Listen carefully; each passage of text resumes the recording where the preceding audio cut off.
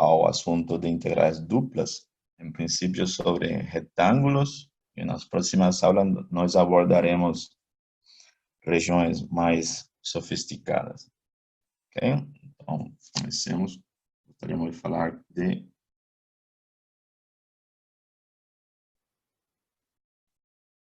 integrais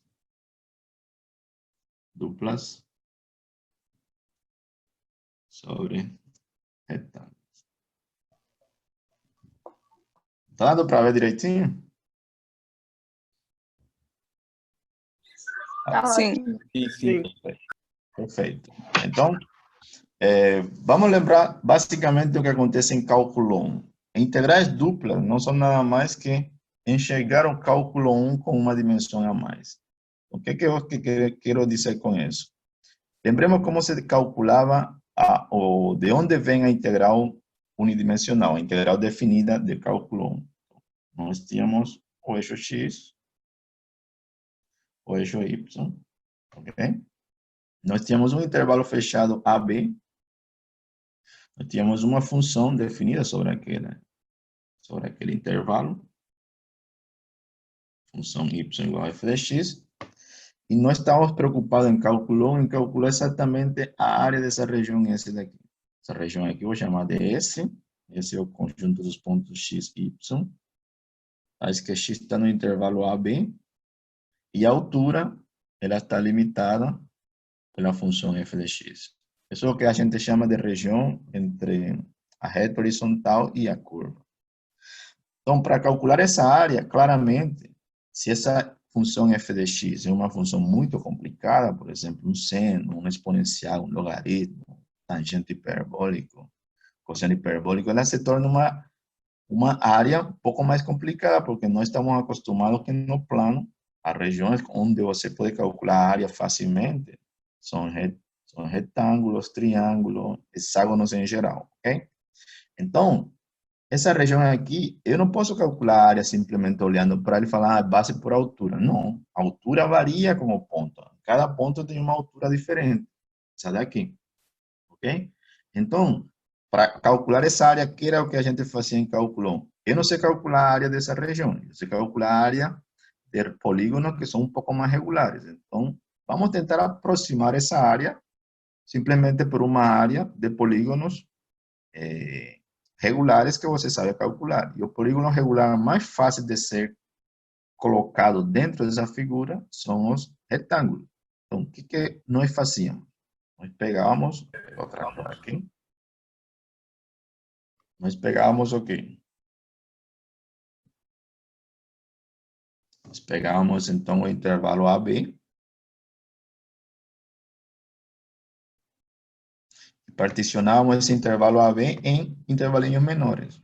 Nós chamamos aqui de x0, x1, x2, xn-1 e xn.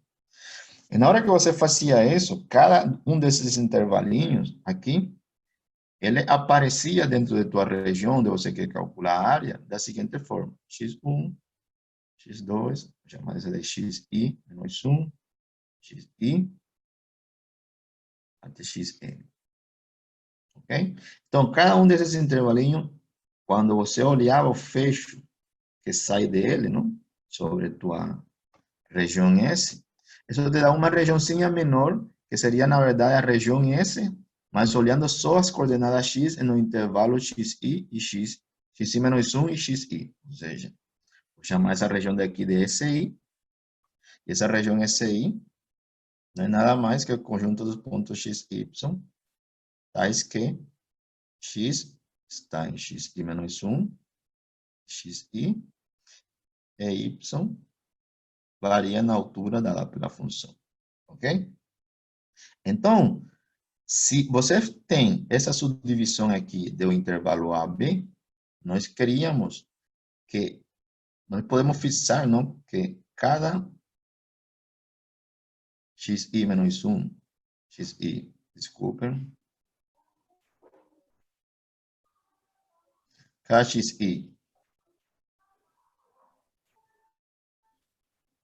menos 1 é de fato o tamanho do cada subintervalinho. Então, a gente pode supor que a gente está dividindo em subintervalinho do mesmo tamanho. Então, como intervalos A, B e temos N intervalos, então os tamanhos são B menos A sobre N. Ok? Então, a área da minha região S, eu posso ver simplesmente como somatório de igual a 1 até N de quem? Da função da área de cada região S. Eu dividi a região grandona em regiões menores, que são basicamente faixas finas, e esse número finito de faixas finas, quando eu somo suas áreas, isso me dá exatamente a área da região que eu estou calculando, ok? Muito bem. Então, se você olha agora para essa figura aqui, esse retangulinho, essa região entre x e menos 1 e xi, você repare que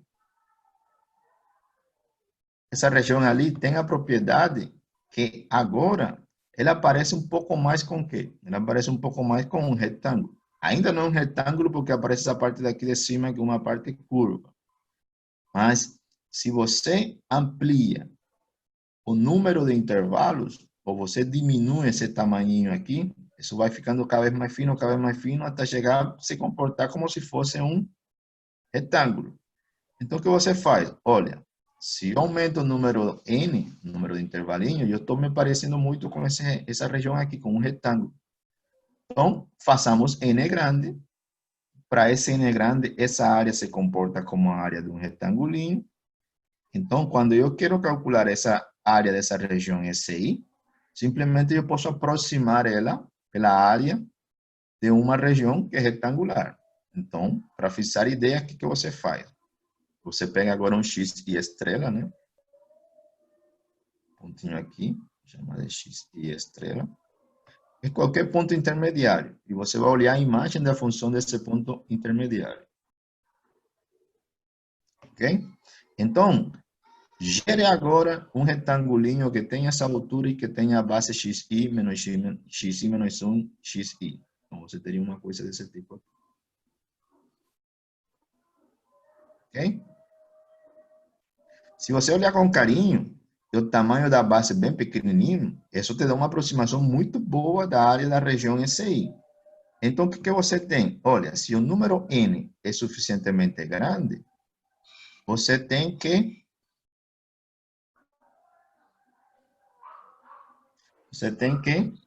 a área da tua região SI, ela se comporta, vou trocar a cor, que essa cor não ficou muito boa.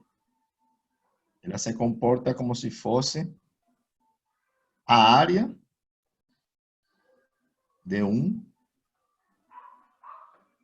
retângulo. Ok? E essa área de um retângulo, como você calcula? Olha, a área de um retângulo é base por altura. Se a gente olha na nossa figura,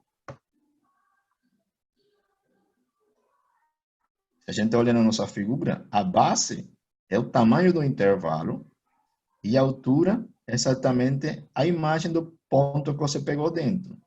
Aí você poderia se perguntar, professor, esse ponto dali, como você escolhe? Aí a afirmação é que esse ponto vai ser escolhido, qualquer um ali dentro vai funcionar. Ok? Então, a área desse retângulo seria a altura.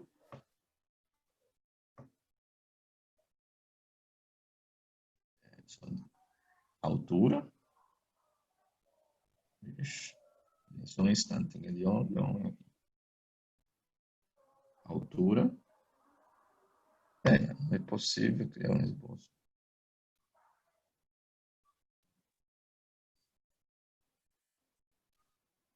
Você acaba não.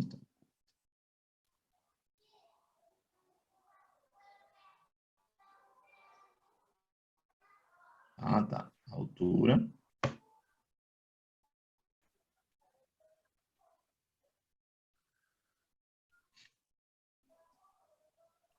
X estrela, vezes a área da base, vezes a base, que seria o delta X.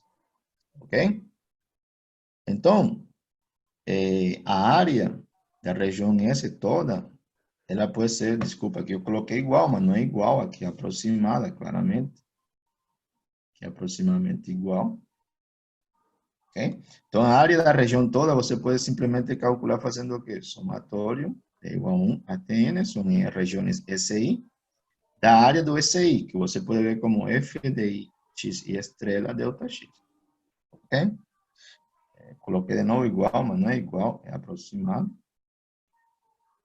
E, portanto, se eu aumento agora o número n, se eu aumento o número n, o que acontece é que esse delta x vai convergindo para zero à medida que n cresce, ou seja, ele vai ficando cada vez menor, e a tendência é que esse número daqui, esse somatório, ele aproxime cada vez melhor a área da região S. Ah, então perfeito. Então, quando eu faço n ir para o infinito, se esse número daqui, ele fica convergindo, ele fica um número estável, esse famoso limite, então esse limite tem que ser a área da minha região. E de fato é. Ou seja, você tem que definição.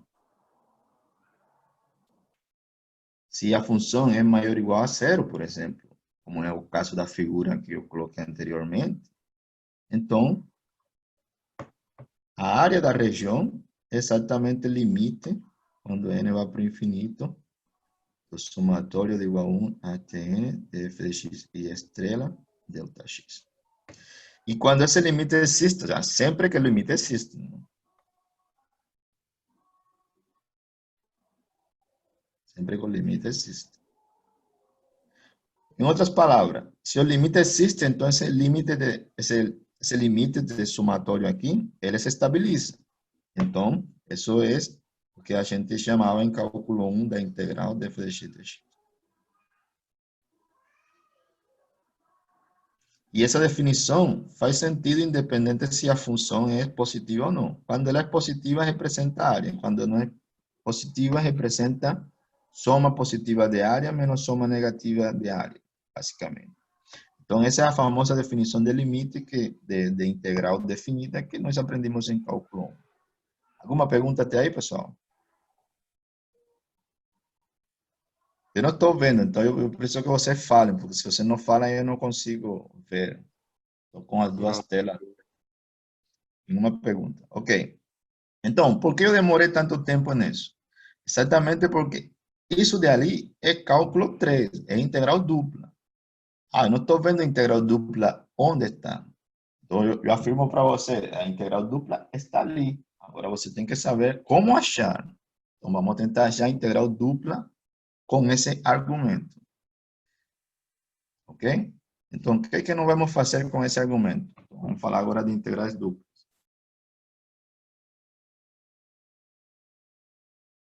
Onde está a integral dupla naquele raciocínio? Então, você tem que fazer duas coisas. Eu considero que a integral definida foi um processo que veio inicialmente para calcular área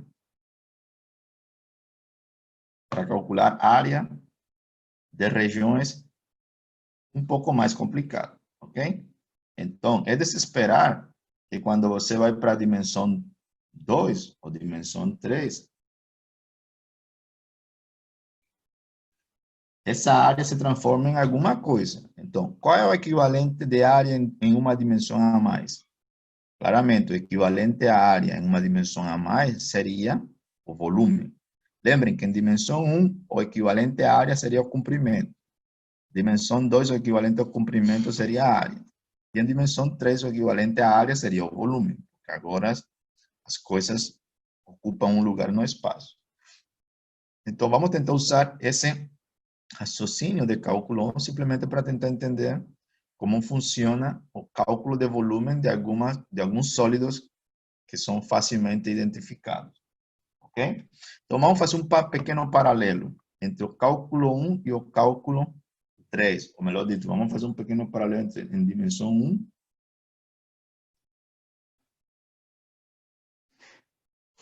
um pequeno paralelo entre a dimensão 1,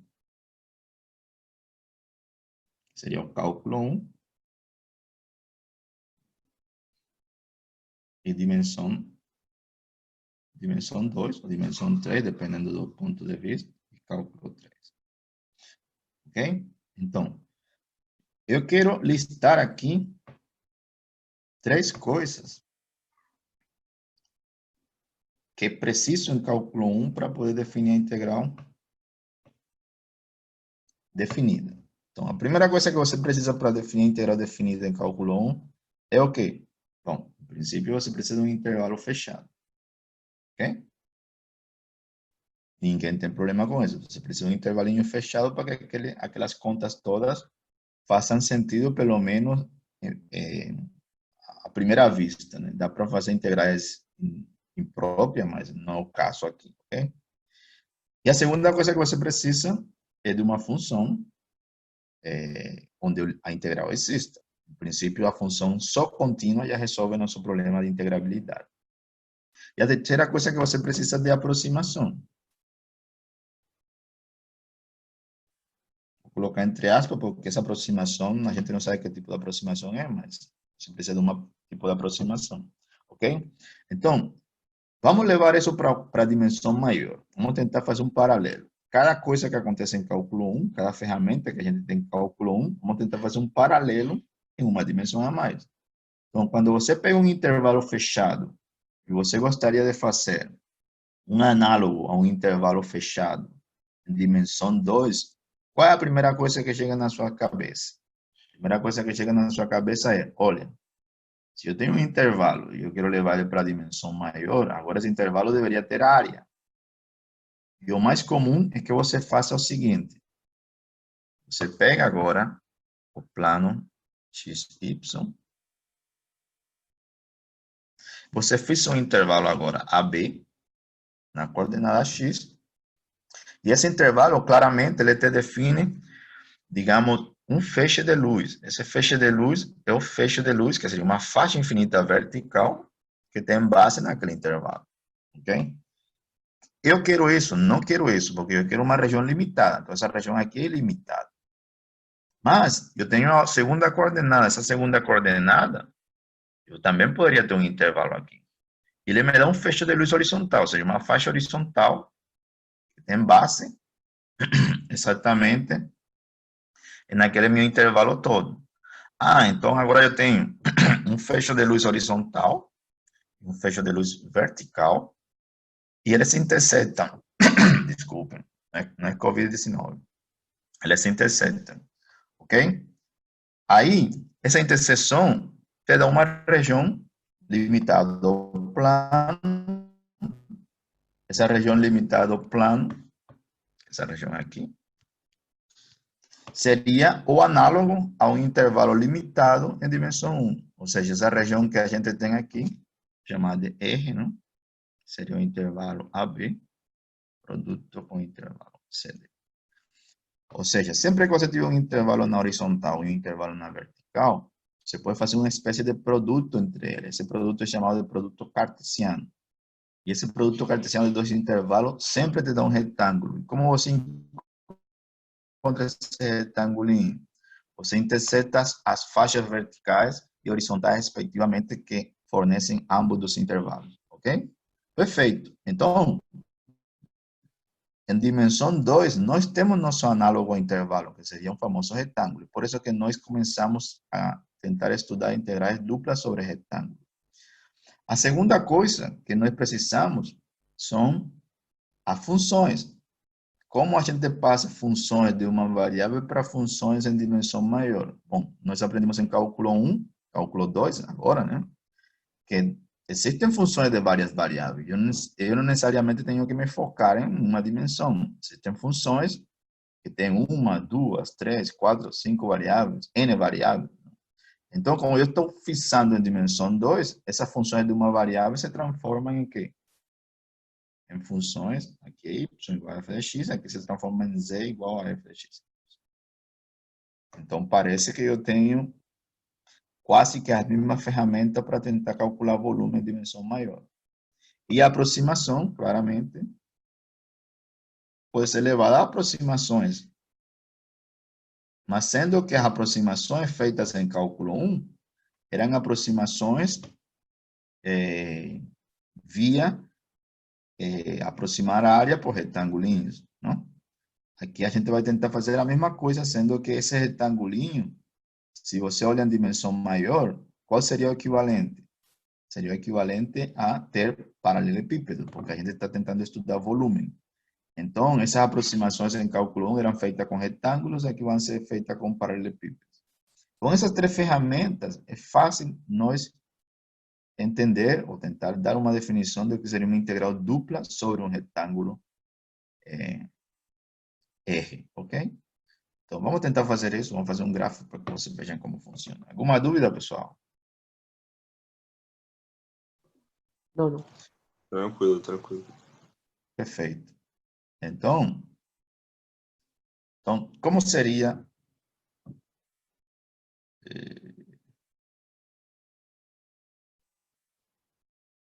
Então, como seria em dimensão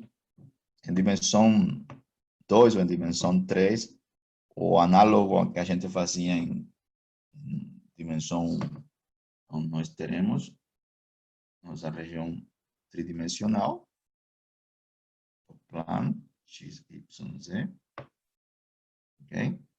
Nós temos uma base para essa região tridimensional, chamada de intervalo AB, aqui o intervalo CD, e nós fazemos o produto. Como nós vimos, o produto desses dois intervalos, ele me dá um retângulo, ok?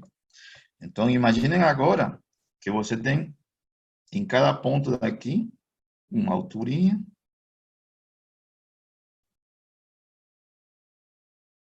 E essa alturinha, ela te permite construir, né,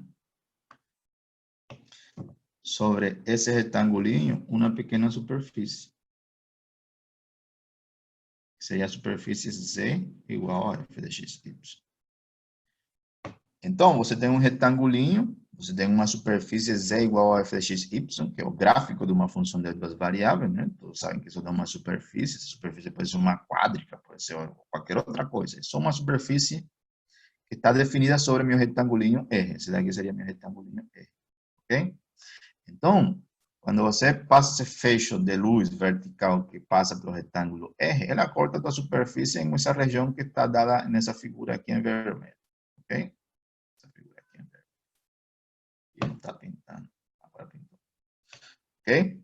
Então, em cálculo, nós estamos interessados em que calcule a área da região que fica embaixo da curva e limitada pela curva e pelo intervalo.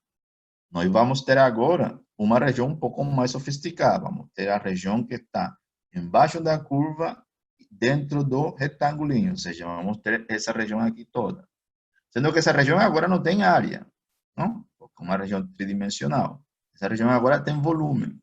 Então, o que nós estamos interessados é calcular o volume da região S. Isso é o que nós estamos interessados. Onde quem é S? Esse é exatamente o conjunto dos pontos X, Y, Z. Tais que as primeiras duas coordenadas, ela está dentro do teu retângulo. E a terceira coordenada, né, ela varia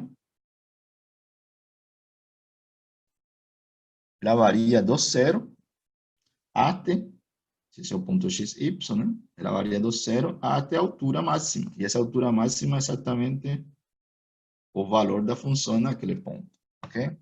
Então, se você considera toda essa família de retas verticais, não, para cada x, y, você tem uma reta, não, que vai até a tua superfície. Então, isso te dá um sólido. Esse aqui é um sólido tridimensional. Então, você tem direito a se perguntar quem é o volume desse sólido.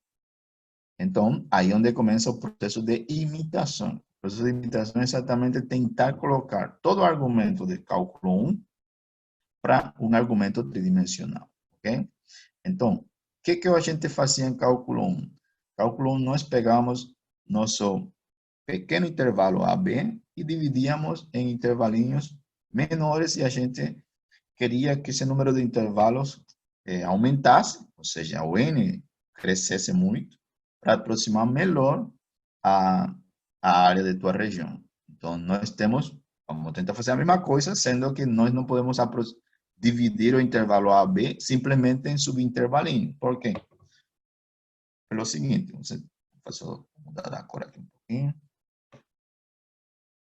Então, vamos colocar uma cor mais. Tá bom, isso aí. Então, nós tínhamos, vou desenhar aqui no horizontal. Dá para ver essa cor? Não dá, não. Acho que não dá.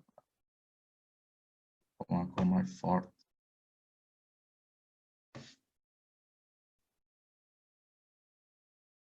Então, aqui tínhamos nosso... Agora dá para ver. Temos AB. Temos CD.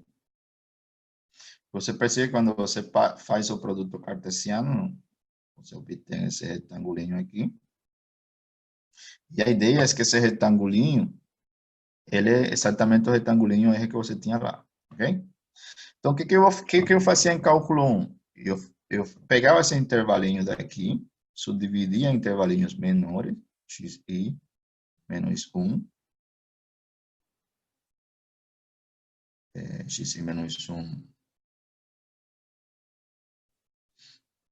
xi menos 1 xi, ok? E essa subdivisão daqui, ela me dava a subdivisão que eu queria. Sendo que aqui, como eu quero dividir meu retângulo R, não?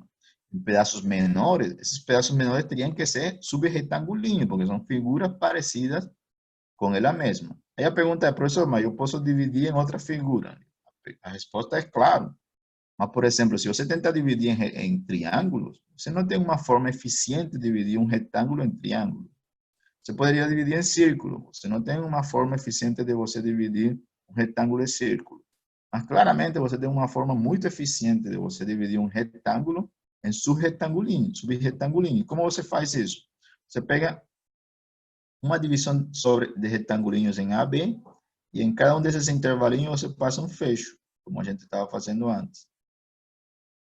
Se você faz a mesma coisa no Y, aqui você estaria com YJ menos 1, YJ, então você tem um fecho horizontal. Então, sempre que você tiver um intervalinho na horizontal e um intervalinho na vertical, isso te fornece a interseção da faixa gerada por ele. Então, isso daqui fornece o intervalo, o retangulinho RJ, que não é nada mais que o produto de xi menos 1, xi, yj menos 1 com yj. Ok?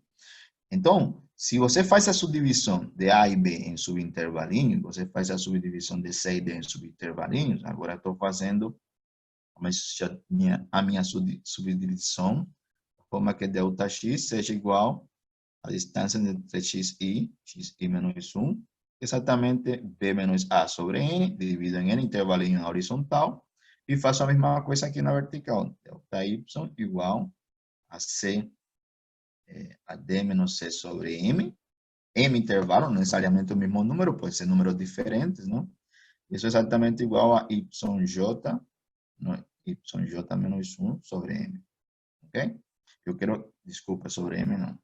Eu quero que todo mundo tenha o mesmo tamanho, ok? Então, na hora que eu faço isso, eu divido meu retângulo R grandão em M vezes N sobre retangulinhos menores. Perfeito, pessoal? Tudo bem? Sim, tranquilo. Perfeito. Certo. Oi. Alguma pergunta? Não tem pergunta. Tá, então, como você enxerga isso como você enxerga isso na tua figura? Então, o que que você tem? O que que você tem? Você tem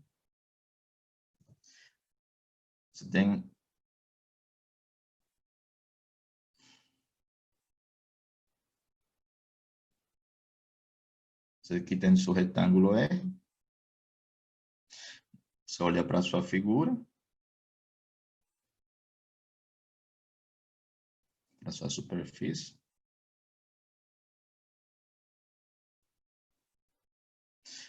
Na hora que você olha para essa superfície, não? Então, cada retangulinho aqui, RJ,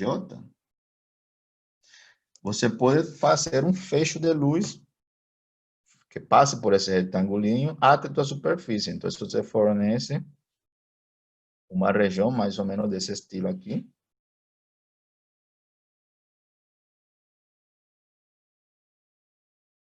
que é exatamente o pedaço de tua região, né? Um pedaço de tua superfície, mas que está contido, as coordenadas x, y, estão contidos simplesmente no retangulinho que você está levando em consideração, que seria o eje IJ. Ou seja, se essa daqui grandona, se essa daqui grandona era a minha superfície, era a minha região S, essa cor sempre dá problema. Uma cor mais escura. Essa região aqui eu vou chamar de região S e J. Quem era esse EJ? Esse EJ simplesmente é igual aqui. Exatamente igual ao conjunto dos pontos x, y, z. Aí que satisfaz a mesma coisa que o S, sendo que agora o x, y, ele está preso no retangulinho RJ, da minha subdivisão. E aí, a altura, ela é exatamente limitada, x, y, essa minha altura é exatamente limitada por quem? Essa minha altura é limitada por a função que eu tinha inicialmente, ok? Tá certo? Então, essa seria a minha região SI. De novo, eu tenho quantos intervalinhos? Eu tenho M vezes N intervalinhos. Por quê? Porque eu dividi cada um dos intervalos A, B e C, D em N e M, respectivamente, subintervalinhos. Então, quando eu faço o produto de todos, então fica como se fosse uma malha. Vou fazer um desenho aqui só para que vocês lembrem como era que ficava. Tinha uma malha na vertical e você tem uma malha na horizontal. Se você faz uma malha na horizontal e na vertical, então você te fornece uma malha, uma subdivisão do retângulo R, né? Em pedacinhos menores. E cada um desses aqui, a gente chamou de RIJ, ok? Então, se você quer calcular o volume de sua região S, esse volume agora pode ser visto como quem? Como o somatório sobre todos os I, igual a 1 até N, somatório sobre todos os J, porque agora temos M vezes N retangulinho, de quem? Do volume da região SIJ, que é a região que foi subdividida ao volume da região total, ok? Show! Então, novamente, como a gente fazia em cálculo 1, agora o volume da superfície S, ele foi dividido, foi compartilhado no cálculo do volume das regiões S e J, do sólido S e J. Então, minha preocupação agora é tentar aproximar esse volume. Essa é a minha preocupação agora. Bom, como eu tento aproximar esse volume? Então, novamente, se eu faço o N, que é o número de elementos nessa horizontal, e o M, o número de elementos na vertical, aumentarem, significa que essa malha ela vai tendo cada vez mais subretangulinhos. Lembre que o número de retangulinhos é o produto de N com M. Se N e M vão para o infinito, N vezes M aumenta para o infinito. Você tem muitos subintervalinhos aqui. Então, é de se esperar que quando você olha esse sólido de aqui, se M e N são muito grandes, então essa faixa vertical, ela se aproxima com um paralelepípedo. Sendo que lá no biquinho, aqui na altura, ela é uma superfície, ela não é exatamente um plano. Então, como ela não é um plano, exatamente um plano, eu não posso tentar simplesmente dizer, o volume dessa região é o volume do paralelepípedo. Não é. Mas você tem uma carta na manga. Você diz, bom, como essa base é muito pequenininha, então isso daqui, ela se aproxima de um plano. De fato, vocês sabem que de cálculo 2, à medida que esse retangulinho diminui, essa superfície aqui fica mais parecida com um plano tangente, ok? Seria outra forma de fazer, mas não vou fazer desse jeito, vou fazer de um jeito mais simples ainda. O que eu vou fazer? Simplesmente vou fixar um ponto aqui dentro desse meu retangulinho, XI estrela, YJ estrela, um ponto amostral que se chama, igual que em cálculo 1, e vou calcular a altura agora dessa minha região. Agora vou calcular a altura e nesse ponto daqui seria o ponto F de XI estrela, YJ estrela, ok? Agora, eu faço o quê? Bom, aproximo o volume desse sólido por um volume de um paralelepípedo. Qual paralelepípedo? Agora, o paralelepípedo que tem base é RJ e altura aquele ponto amostral, a imagem daquele ponto amostral. Então, eu faço uma espécie de paralelepípedo que fica mais ou menos assim. Ok? Então, o volume de minha região agora, ela não é exatamente igual. O volume de minha região SJ, ela não é exatamente igual ao volume do paralelepípedo. Mas ela parece muito. Por quê? Porque o número de subintervalinhos cada vez vai ficando menor. Então, você tem que esse volume é aproximadamente igual ao volume do paralelepípedo, né? Gerado por o RJ, então seria aproximadamente igual que a altura, x e estrela, y j estrela, seria a altura desse paralelepípedo aqui, vezes a área da base, seria a área de RJ, que seria a base. Mas nesse caso, essa cor está ruim. Pessoal, quando a cor estiver ruim, me falem que eu aqui consigo ver, mas não sei se você vai conseguir ver do mesmo jeito. Então, marquem essa área. Olha, esse retangulinho aqui, RI, J, né? Ele tem base ΔX e altura ΔY. Ok? Esse ΔX e ΔY vai dar uma noção de que é uma parte muito pequena de uma área, que a gente vai chamar de infinitesimal da área. Mas isso daqui, então, pode ser visto como quem? F de x e estrela, y j estrela, vezes ΔX, vezes ΔY. Ok? Agora, se você tiver um retangulinho por aqui, outro qualquer, você pode fazer a mesma brincadeirinha. Você pode fazer a mesma brincadeirinha.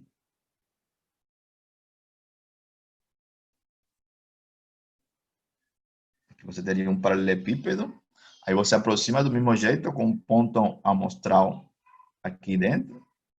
O desenho ficou meio estranho, mas você entendeu. Um ponto amostral aqui dentro e você aproxima esse volume por uma coisa bem parecida. Então, o que nós temos? Nós temos que o volume que você está procurando, que é o volume do sólido grande, ele não é nada mais, né, pode ser aproximado pelo volume de cada região SI, que a gente sabe que então seria somatório sobre os I, somatório sobre os J, de quem? De Fx e estrela, YJ estrela, ΔX, ΔY. Ok? Então, o que eu fiz foi, essa cor ainda está ruim, pessoal. Desculpem, vou voltar para uma cor clara mesmo. Então, o que eu fiz o quê? Eu calculei o volume de minha região, aproximei o volume por região de paralelepípedos. Então, se esse ΔX vai para zero e esse ΔY vai para zero, significa que o N e o M estão simplesmente aumentando. Então, o volume que eu obtenha, o limite que eu tenha quando faço N e M indo para infinito, ele aproxima muito bem o volume da minha região S. Então, perfeito. Então, definição. Exatamente como aconteceu em cálculo 1. Se limite, quando N e M vão para infinito, desse somatório aqui, igual a 1 até N, o somatório de J igual a 1 até M, f de x e estrela, j estrela, ΔX, ΔY existe, então, esse limite é exatamente igual ao volume de minha região. Ou seja, o processo de calcular o volume de um sólido não é nada mais que um processo de um limite onde você tem duas coordenadas, M e N. Está, tanto faz, C e N podem ser iguais, não tem problema. Ok? Mas se esse limite existe, então, isso dá exatamente o volume da região. E analogamente, como a gente fazia em cálculo 1, lembra que aqui estamos supondo que a função era sempre maior ou igual a zero. Mas esse limite pode existir sem f ser maior ou igual a zero. Então, a definição que você teria, não? Que se f é qualquer, não? Definida em R igual a AB produto com CD, Então, a integral dupla sobre esse conjunto R, não? Sobre esse retângulo R de f de x, y. Vou usar uma notação aqui, dA. Vou explicar o que é isso daqui a pouquinho. Exatamente igual ao limite quando n e m vai para o infinito do somatório é igual a 1 até n, do somatório de j igual a 1 até m, de f de x y estrela, yj estrela, delta x, delta y. Sempre que o limite existe, claro. O limite existe.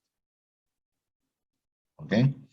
Por que sempre que o limite existe? Porque claramente não é difícil provar, mas também não é tão fácil para mostrar para vocês. Que existem funções onde esse limite não existe. Ou seja, existem funções que não têm integral dupla no retângulo. Ok? Para isso precisa de algumas condições na função f. O bom é que, para a maioria das funções que você vai trabalhar em cálculo 3, ou a maioria das funções que você conhece, esse limite sempre existe. De fato, basta supor que essa função f é uma função contínua no retângulo, de duas variáveis contínuas no retângulo, para que esse limite exista. Então, a quantidade de funções onde esse limite existe é muito grande, então não se preocupe muito com isso. A maioria, se você pensa em uma função, esse limite vai existir, ok? Então, para a maioria das funções, isso daqui faz sentido e o limite existe, e isso que a gente chama de integral dupla, ok? Quando a função é maior ou igual a zero, essa integral dupla é exatamente o volume embaixo de tua superfície, limitada por baixo pelo retângulo E, ok? Essa notação de A é uma notação para dizer que é uma integral onde esse dA denota um diferencial de área. Lembrem que no slide anterior apareceu delta x e delta y. De fato, estão vendo aqui, delta x e delta y. É, na verdade, uma área bem pequenininha, não? Chamada de área infinitesimal. Então, essa notação aqui representa exatamente isso. Mas eu gosto mais de outra notação, gosto mais da notação seguinte, que é a mais clássica que aparece. Eu gosto da notação seguinte. Gosto da seguinte notação, que é a integral dupla de f de x, y, dA. Na verdade, é integral de f de x, y, de x, de y. Eu gosto mais dessa notação aqui, de x, de y. Tudo bem. Mas você escolhe qual notação você quer usar. Perfeito? Alguma dúvida até aí, pessoal? Não, tudo tranquilo. Não. Perfeito, perfeito. Muito bom. Então, repare que na... Oi. Uma dúvida. Manda. Assim, tipo, não faz diferença se for integral de f de x, y, dy, dx. Ou faz? Vou chegar lá, vou chegar lá.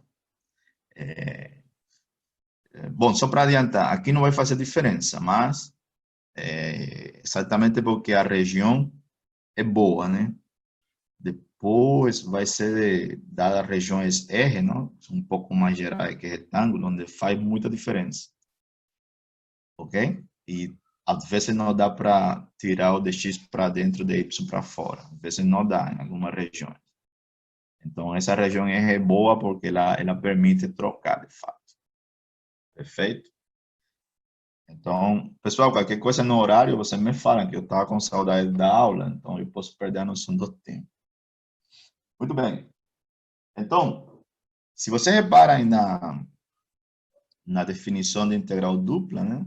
A gente usa o ponto amostral x, i estrela, y, i, j estrela, ok? Mas essa definição independe daquela escolha daqueles pontos. Okay? Ou seja, não se preocupe na escolha do ponto. Escolha qualquer ponto dentro do intervalinho R e J e a definição continua funcionando, ok?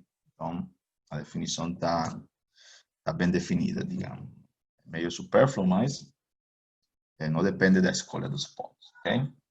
Então, vamos fazer alguns exemplos para que vocês vejam como funciona a integral. Vou fazer dois exemplos que vão, talvez, abrir a mente de você para conceitos um pouco mais elevante. Alguma dúvida? Posso continuar? Só para avisar que já são 10h55, eu não sei se você vai querer seguir até meio-dia. Pessoal, vocês topam continuar? Eu gostaria de chegar a integrar esse iterada, que foi o que você falou. Vocês topam? Estão cansados? Opa, eu tô com Sim, tempo, sim. pode continuar por mim. Pô, por mim tudo bem. Calma. Quanto que vai durar a aula? Eu acho que eu vou durar mais uns 30, 40 minutos. Eu vou falar uns exemplos e eu pergunto de novo, mas está tão legal que a gente pode continuar mais um Então, pouquinho. eu preciso sair, professor, então eu teria que botar outra pessoa de host. Precisa sair agora? Eu trabalho. Ah, tá. Você pode passar o rosto para alguém ou sou eu que consigo? Eu não sei. Alguém quer Eu ficar comigo? Eu quero. Ok, deixa eu ver como eu faço aqui, então, para participante. Qual é o seu nome? Qual é o seu nome? Saci.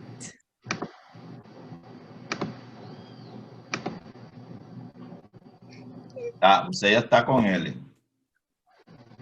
Betancourt passou Obrigada. para você. Agradeço. Professor, Oi. teria como se eu usar o amarelo também? É porque às vezes se eu ficar na dúvida de uma cor ou outra, eu acho o amarelo muito legal para o quadro verde. Tá, eu vou usar o amarelo, sim. Vamos lá. Com licença, desculpa. É porque eu sou daltônico, aí se você colocar amarelo no fundo verde, eu acho que eu não vejo nada. Ah, tá. Então tem isso. Então, Desculpa, galera, é um não, tudo problema de bem. fábrica. Então Professor, vamos manter o branco aí. Oi, pode falar. o que que é essa coisa de mão levantada? Você pode levantar a mão e perguntar, se você Porque tiver tem dúvida. uma menina com a mão levantada. Quem levantou a mão pode falar. Deixa eu ver aqui se eu consigo ver. Eu não estou vendo nada. Com você. Quem é a menina? Dayana Campos. Dayana, pode falar, Dayana. Tá todo mundo de família. Ai, gente, eu coloquei sem querer. Agora que eu vi. Foi sem querer. Tá. Tudo bem. Perdão. Tudo bem, tudo bem. Então, tem gente que colocou botar roça. Então, vamos botar roça, que fique tudo mais democrático. Pronto. Ok, então vamos fazer um dos exemplos. Agora a parte chata da aula já acabou, ok? Agora só vem coisa boa. Então, fiquem por aí. Então, vamos fazer um primeiro exemplo. Ok? Exemplo 1. Exemplo 1 é fácil. Diz, calcule a integral dupla sobre a região R da raiz quadrada de 1 menos y ao quadrado de A, ou de x de y. Ok? Onde R é exatamente o produto de 0,1 com 0,1. Ok?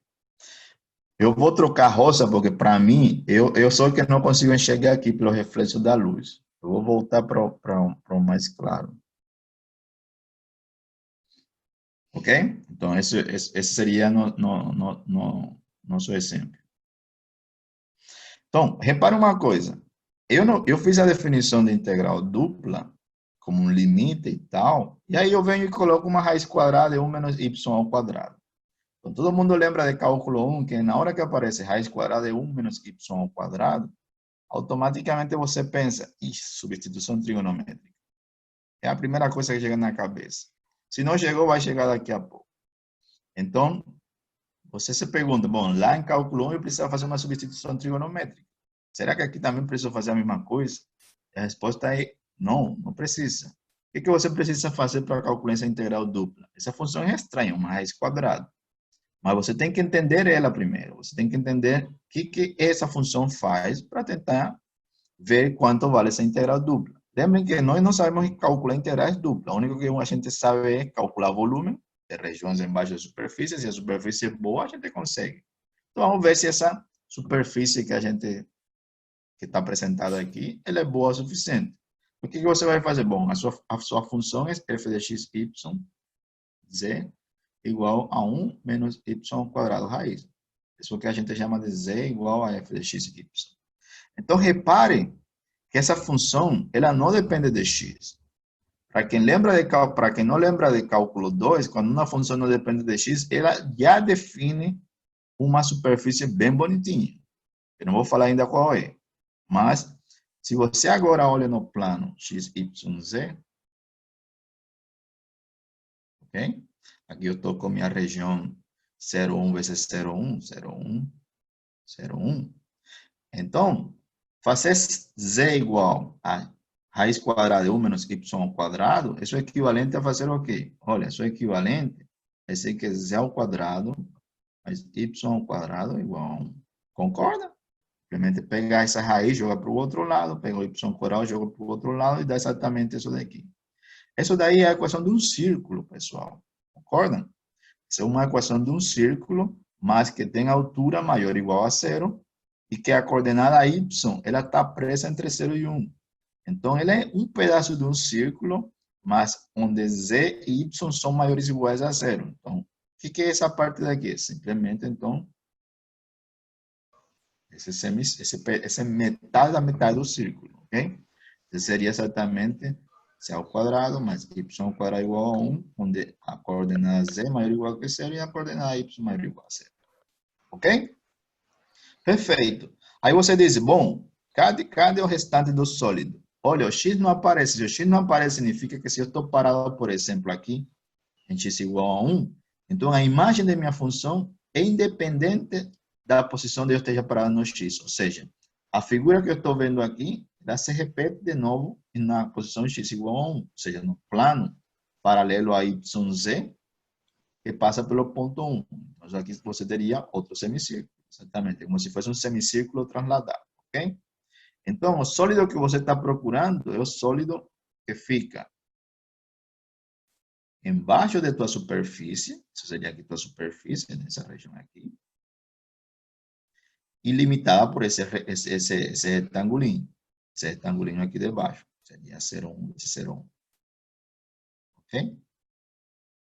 Então, isso é o que você tem que calcular. Você tem que calcular exatamente o volume dessa região aqui de baixo. Mas se você olhar com carinho, essa região aqui é como se fosse um cilindro cortado 4 vezes. Você pega um cilindro, você corta no meio, e depois você vem essa metade e corta no meio de novo. Isso daqui é exatamente um quarto de um pedaço do cilindro. Concorda todo mundo com isso? Isso é uma pergunta. Sim, sim. Sim, sim. Ok? Então, quem é a integral dupla? Olha, a integral dupla de r da raiz quadrada de 1 menos y ao quadrado de x de y é exatamente o volume dessa região, porque essa função é maior ou igual a 0, e essa é a região que fica embaixo da superfície e por cima do retangulinho. Então, esse volume, eu posso usar esse volume para calcular essa integral dupla. Como? Calculando o volume desse meu sólido. Mas esse volume do meu sólido é simplesmente um quarto do volume da fatia completa de um cilindro. Então, quem é a área de um cilindro? É a área da base vai ser a altura. A altura do cilindro é no x, porque o x não aparece, lembre? Quando o x não aparece, significa que o eixo do cilindro é paralelo ao eixo x, ok? Então, aqui está o eixo do cilindro. Então, esse eixo do cilindro me dá a altura. Então, seria a altura vezes a área da base, ok? Quem é a altura? 1. E quem é a área da base? A área da base, como a base está sobre essa região aqui, que seria um disco de raio 1, seria a minha base do cilindro, ou seja, essa capinha aqui que você está vendo lá no plano x, y, z. Então, seria πr ao quadrado, porque é um disco. E πr ao quadrado, como r igual a 1, que é exatamente esse tamanho daqui, então seria π vezes 1. Mas é um quarto do disco, então seria π sobre 4. Ok? Então, isso daqui seria π sobre 4. Alguma dúvida, pessoal? Então, eu posso usar as figuras geométricas que eu conheço para calcular integrais duplas, ok? E isso não é difícil, simplesmente você lembrar que alguma figura você consegue calcular o volume facilmente. Tudo bem? Professor, Então, calma aí. Sim, pode falar. professor, eu não entendi por que que o y é maior ou igual a zero. Porque eu estou dizendo que meu retângulo, ele é 0,1 vezes 0,1. Eu estou obrigando o y a ficar aqui nessa região de 0,1. Tá vendo? Então, nessa região 0,1, o y é positivo. Então, o y só pode variar entre 0 e 1. Ele não pode ser negativo. Eu estou obrigando ele. Se eu deixo o y variar entre menos 1 e 1, então eu estaria fazendo a parte do y negativo dessa minha figura. Que eu não estou querendo isso por enquanto. Só estou querendo o y positivo aqui. Tá certo? Entendi, obrigado. Nada. Qual é a outra pergunta? Então, tipo, o que você está falando, se eu fosse ter que fazer pela integral dupla sem ter essa visualização, como que ia ser? Ah, boa pergunta. Calma, eu vou chegar lá. Você está muito desesperado. Isso é o que dá tanto tempo sem aula. Ok? Eu vou chegar lá. Mas então, respondendo a sua pergunta, vai dar para fazer a conta assim, direitinho, sem precisar usar o volume de coisa que você conhece. E claramente, a maioria dos sólidos não é aquele sólido bonitinho que você está acostumado a dormir com ele. A maioria dos sólidos ele é estranho, vem de funções muito complicadas. Então, seria muito limitado para nós se sempre nós precisamos ir em alguma lista de sólidos e, o volume daquele sólido dá tanto. Seria muito chato também. Então, nós precisamos criar ferramentas para tentar calcular volume de forma um pouco mais específica. Ok? Então, nós vamos chegar lá. Então, vamos fazer o segundo exemplo. O segundo exemplo é... Professor, posso só fazer Oi. uma pergunta rapidinho? Pode. Eu não entendi por que você afirmou que x ele era igual a 1. Pode explicar de novo, por favor? Eu coloquei aqui x igual a 1, porque repare que meu retangulinho, né, é 0, 1 no x. Então, o x está variando de onde? De 0 até 1. Então, o máximo valor de x que eu posso tomar nesse retangulinho é 1. Então, nesse 1, eu faço minha figura, que dá isso daqui, de um pedaço de círculo. Mas se você faz em outro x, por exemplo, x aqui, a figura que vai dar exatamente o mesmo semicírculo positivo, ok? Então, fazendo a varredura Obrigada. desse x entre 0 e 1, você obtém essa figura que está ali. Ô, professor, Obrigada. Ok? Sim, pode falar.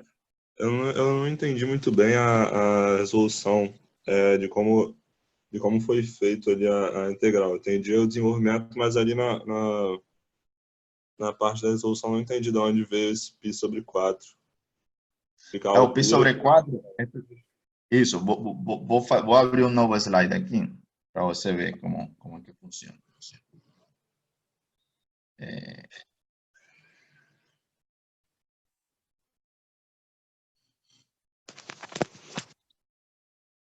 O que acontece é o seguinte, imagina que esse teu cilindro, ele está assim, não? Um cilindro aqui, esse é o cilindro cheio, né? Tem um cilindro aqui. E o cilindro cheio vai ser complicado de desenhar. Vamos tentar. Primeiro eu vou desenhar a parte de fora.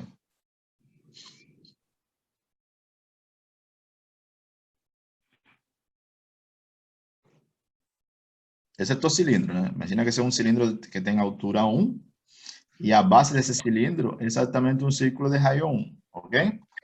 Tá. Beleza? Então, quem é o volume desse cilindro? O volume desse cilindro, vamos chamar esse cilindro de C, exatamente a área da base, πr ao quadrado vezes h. Concorda? Beleza.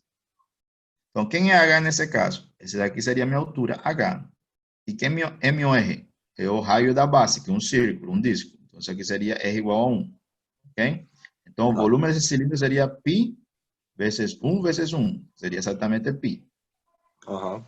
Ok?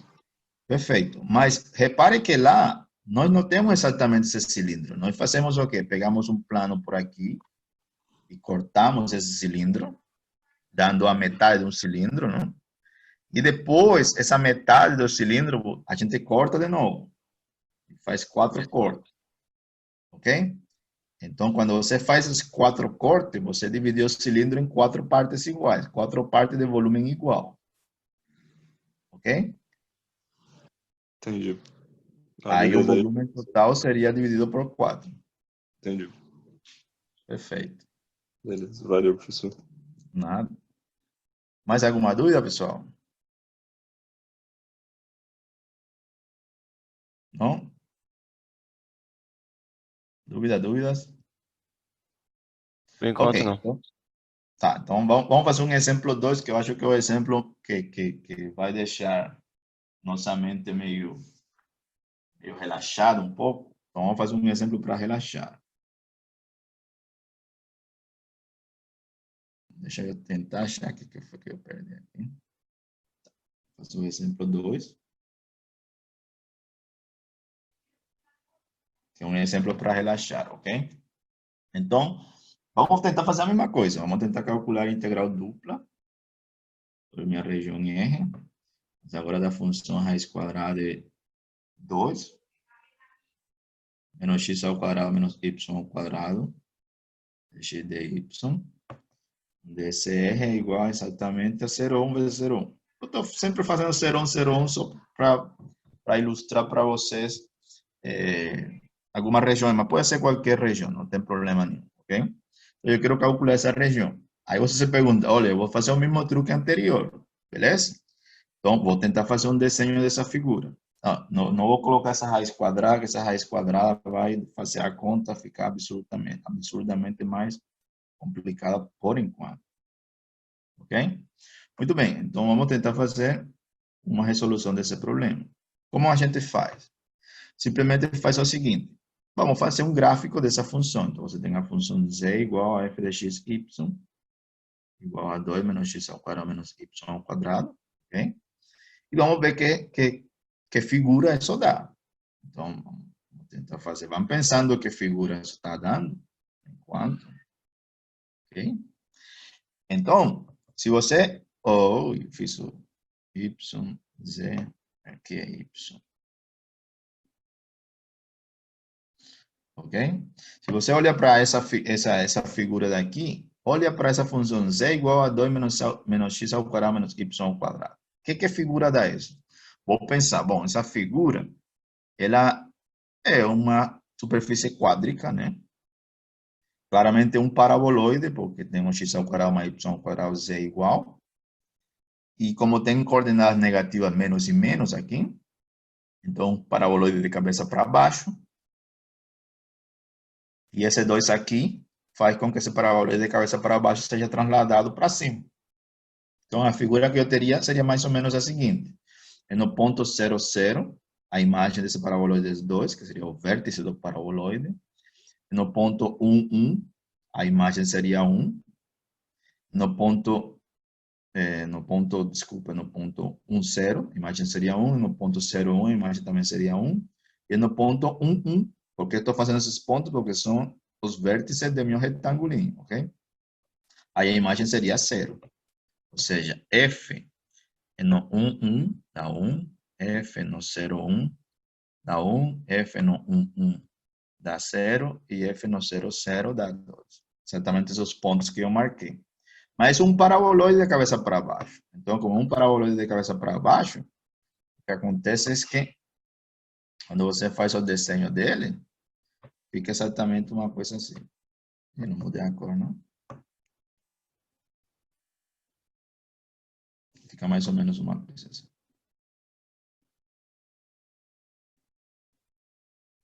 Ok? Então, o sólido que você vai calcular o volume, no caso, seria o sólido que está embaixo dessa tua superfície, com paraboloide de cabeça para baixo, trasladado. E esse retangulinho é esse daqui, ok?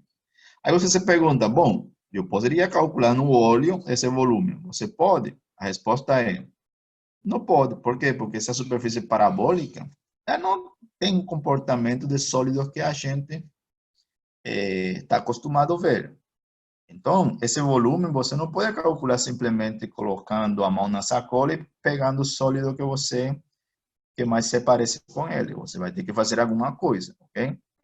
Então, que ferramentas nós temos até o momento para calcular esse volume? A ferramenta que a gente tem para calcular esse volume é o quê? Nada, só a definição de integral dupla. Então, vou tentar mostrar para vocês que a definição de integral dupla, ela funciona muito bem para calcular esse volume. Então, o que a gente faz para calcular esse volume? Vou fazer exatamente o que a gente faz com a definição. Eu vou pegar aqui o intervalo 0,1, que seria meu retangulinho R, ok? E vou dividir em subretangulinhos menores, ok? Vou dividir em subretangulinhos menores, de tal forma que quando eu olhe cada retangulinho aqui, eu tenha uma imagem da minha superfície lá em cima. Ok? E vou tentar aproximar esses volumes usando esses retangulinhos aí. Ok? Então, quem são esses retangulinhos? Lembrem que ΔX era igual a B menos A sobre N, que seria então 1 sobre N, e ΔY exatamente igual a 1 sobre M, porque estou dividindo na vertical, vou dividir em M intervalos, e na horizontal vou dividir em N intervalos. Não se preocupem, isso não é difícil e vai dar certo. Okay? Só quero mostrar uma coisa para vocês. Então, cada retangulinho é R e J, né? Como a gente viu, é exatamente igual ao produto de quem? O produto de xi menos 1, xi, com, vou abrir alguma coisa aqui, produto com yj menos 1, yj. Ok? Perfeito. Então, o que nós precisamos para calcular nosso volume? Precisamos calcular simplesmente um limite, onde precisamos um ponto amostral. Esse ponto amostral tem que ser qualquer elemento aqui. Então, vou pegar esse ponto amostral simplesmente como sendo... Pegar esse ponto amostral simplesmente como sendo xi estrela, yj estrela, como sendo o vértice superior desse R e J, que seria então xi, yj, ok? Que nesse caso, esse xi, como eu estou fazendo uma partição onde vou andando em cada passo 1 sobre n, então seria i sobre n, e esse yj seria j sobre n. Só isso, ok? Então, o que diz a definição de limite? Diz que o volume que você quer calcular, é exatamente igual ao volume de tu sólido, que seria a integral dupla, né? Seria limite quando n e m vai para o infinito, o somatório de igual a 1 até n, o somatório de igual a 1 até m, de quem? Da f do ponto amostral, seria f calculado em i sobre n, j sobre m, e quem? De ΔX, que seria 1 sobre n, ΔY, que seria 1 sobre n. Ok? Luizão, Luiz Guilherme? Oi? Tá aqui na aula. Oi? Não, na aula. Por isso deve ter... Desliga o microfone quem está falando, que não dá para ver quem é. Korhoff. Hospedeira, fala com ele. Muito bem. Então, calcular esse volume, você percebe que não é uma coisa muito agradável. Você vai ter que calcular esse limite todo, ok? Então, você tem que calcular esse limite todo aqui. Mas quem é a função calculada nesses valores? Quem é i sobre n, j sobre m, igual a 2 menos i ao quadrado sobre n ao quadrado, menos j ao quadrado sobre m. Tá certo? Essa é a função calculada aí. Então, você vai ter que calcular todo esse somatório grandão. Você tem que calcular somatório de igual a 1 até m. Somatório de j igual a 1 até m da função calculada nesse somatório grandão. Não se assuste, vamos gastar 3 minutos, mas vai ficar claro uma coisa para você. Okay? Então, eu gostaria de calcular o limite quando n e n vai para o infinito disso dali. Isso parece uma coisa muito complicada. Na verdade, não é complicado, não é tão complicado assim. Você tem que lembrar uma coisa de cálculo 1, que é uma fórmula que vocês provam por indução, né? Uma fórmula que vocês provam por indução. Vamos tentar usar ela, ok? não vou entrar em detalhe. Diz que se você soma de K igual a 1 até a R, os quadrados até o R, não? Isso é exatamente igual a K mais 1, multiplicado por 2K mais 1, dividido por 6. Desculpa, né? K, que é o número grandão, ok?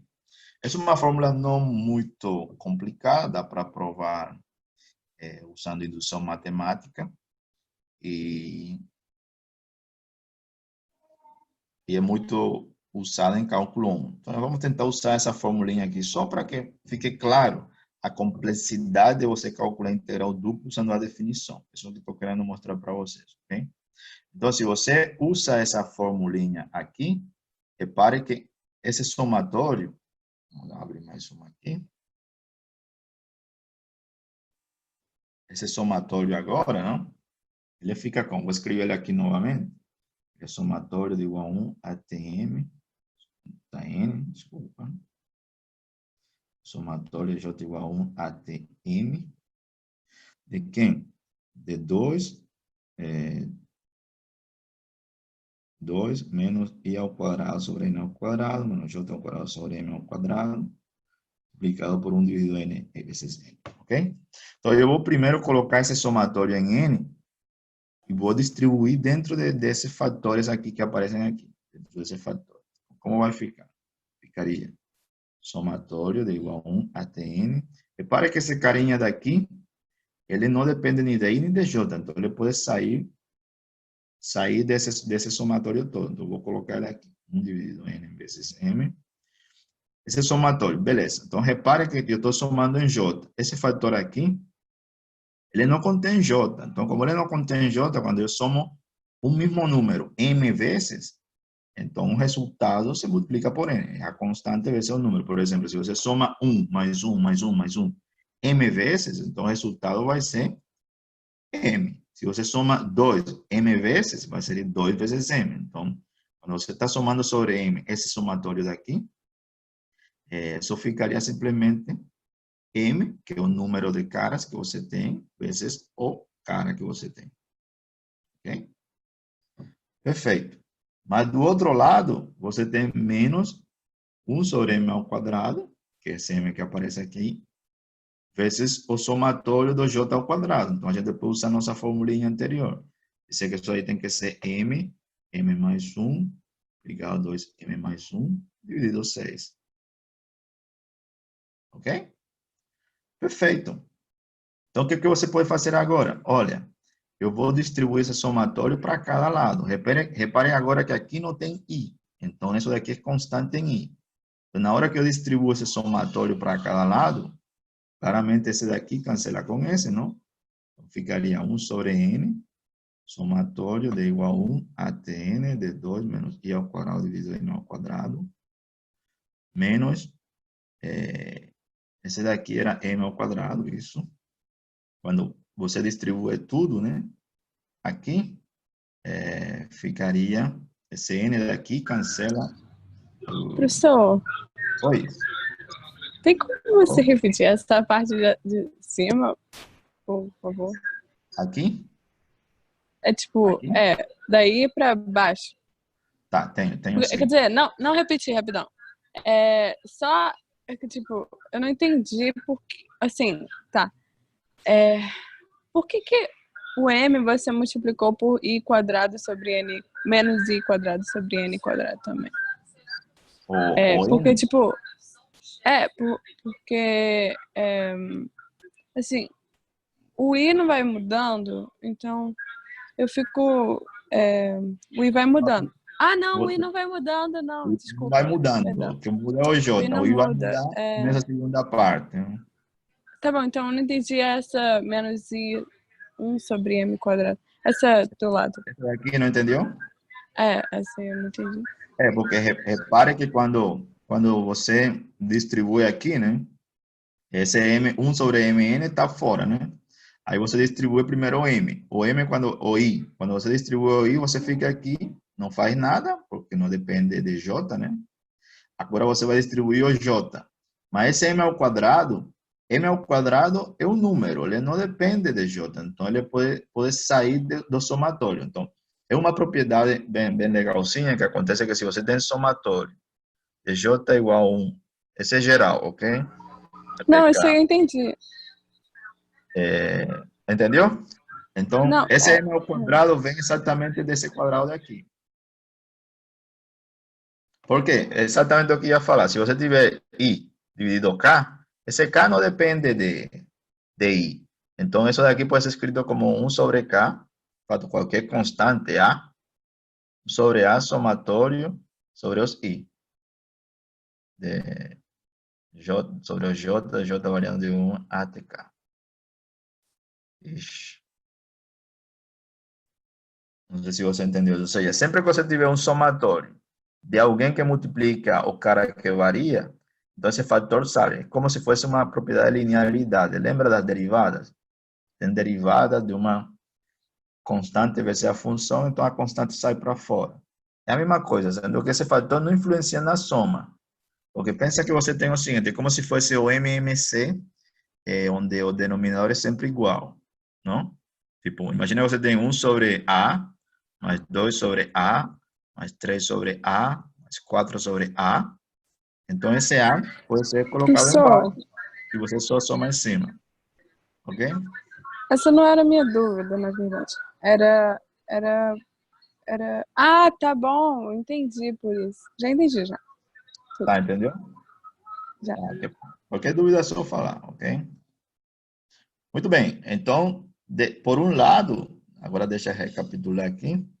Por um lado, você tem esse somatório daqui, ele já fica igual.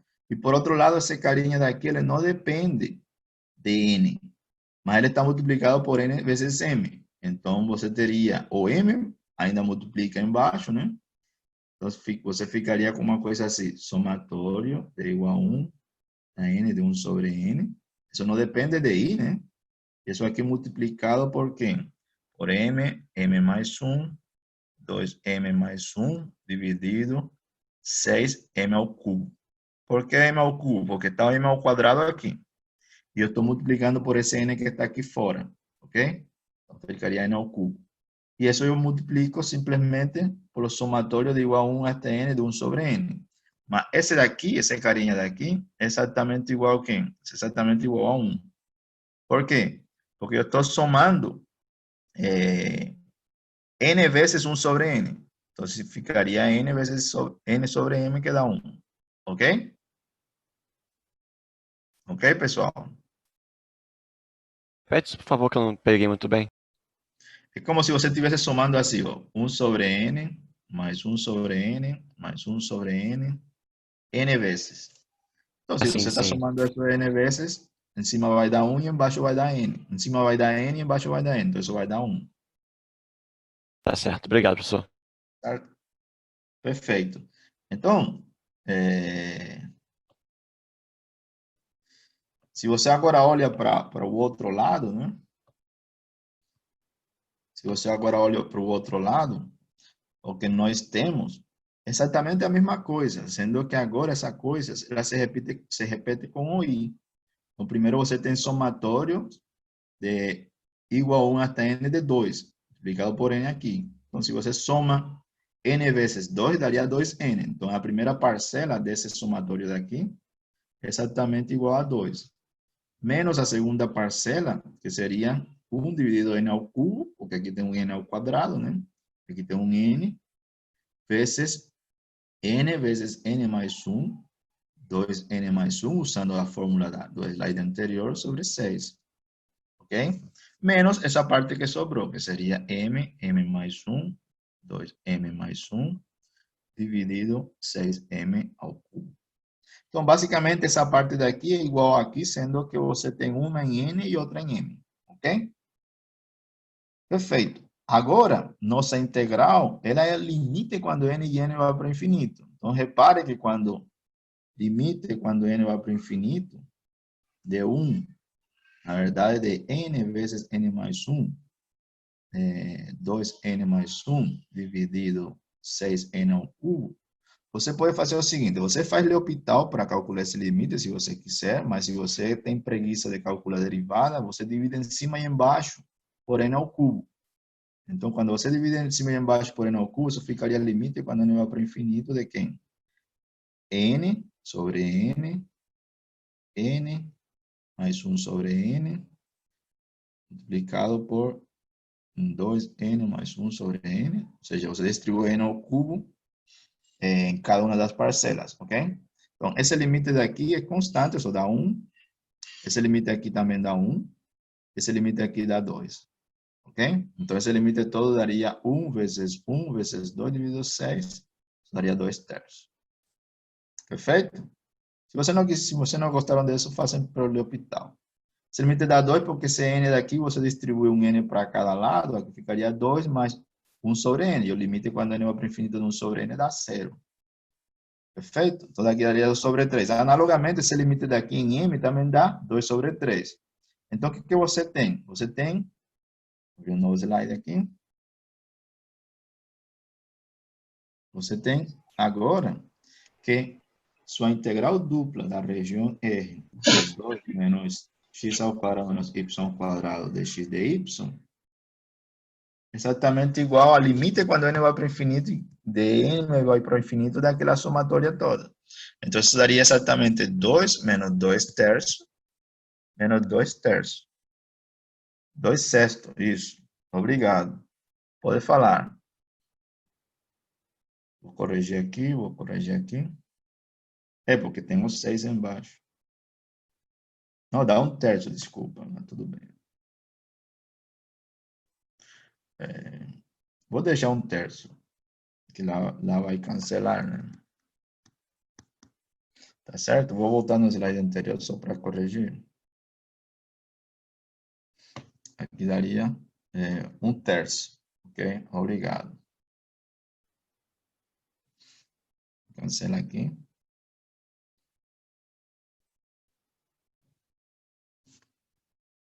Aqui daria 1 terço, ok? Perfeito. Então, vou voltar para o próximo slide anterior. Ok? E isso daqui, exatamente igual. Eu não sei nem onde mais eu estava. Peraí, isso. Onde era que eu estava? Perfeito. Então, isso daqui, se você olhar com carinho, isso daria 2 menos 2 terços. Isso daria 4 terços. Portanto, o volume daquela região, a gente volta lá para nosso slide, né?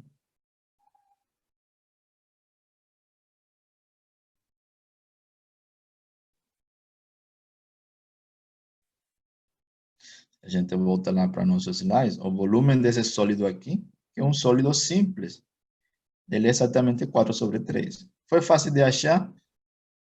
Não foi tão complicado. Agora, também não foi a coisa mais mole do mundo.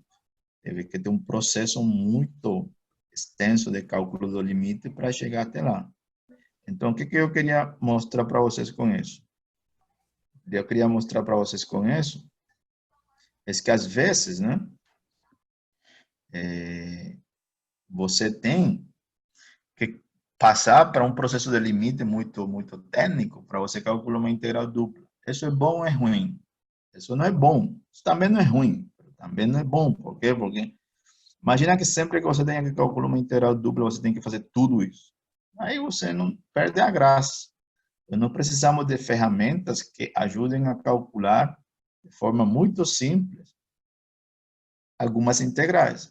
E é para isso que aparecem aquelas famosas integrais iteradas, onde a integral iterada não é nada mais do que você calcular a integral dupla usando o que você aprendeu em cálculo 1, simplesmente calcular integrais unidimensionais. Isso é o que é chamado de famosa de integrais iteradas.